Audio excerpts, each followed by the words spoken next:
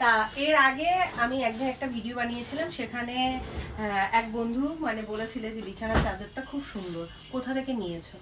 সত্যি বিছানার চাদরটা খুব সুন্দর, আমি নিয়েছি নবদ্বীপ থেকে। তা যাই হোক, আমারও ভীষণ ভালো লাগে। আচ্ছা, তুমি কি আমাকে একটা দয়া করবে? কি? একটু দয়া করবে? কি বলো? আমাকে একটা শলার ঝাঁটা এনে দেবে? প্লাস্টিকের ঝাঁটা দিয়ে পোষায় না, বলবে না প্লাস্টিকের ঝাঁটা রয়েছে ওটা দিয়ে ঝাঁট দাও, ওটা দিয়ে পোষায় না। এই শলার ঝাঁটা দিয়ে মানে তুমি তো আর কদিন আগে বলতে পারতে। কেন, কি হতো? আরে সেদিনকে ডাব পাড়ালাম না, হ্যাঁ, 4-5খানা নারকেল গাছের ডেগো ফেলে দিলাম। তা কি হবে ওটা দিয়ে? হ্যাঁ, তা ওটা রেখে দিলে ওখান থেকে তো কাঠি তুলে নিতে পারতে তুমি। ও, আমার জীবনে ওটাই বাকি আছে। কেন? মানে এখন আমাকে ওই ডেগো দিয়ে কাঠি ছাড়িয়ে তারপরে ঝাঁটা বানাতে হবে। আমার জীবনে ওটাই বাকি ছিল। ঠিক আছে, তোমার ওই স্বপ্নটাও আমি পূরণ করবো। যাও। আরে না করার কি আছে, ঠিক আছে। সারাদিন কি কাজটা করো বলো তো? কোনো কাজ করি না, কোনো কাজ করি না, মাথাটা গরম করিও না, যাও।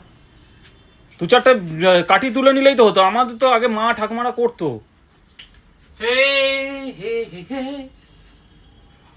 কেমন লাগছে গাইস? আমি শ্যাম্পু করে চলে এসেছি।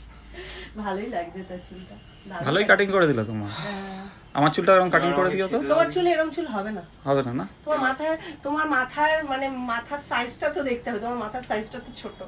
এবার খেতে দেবে আমাকে? হ্যাঁ, সময় আছে, চল আমি খেতে দিয়ে তবে স্নানে যাবো। ঠিক আছে।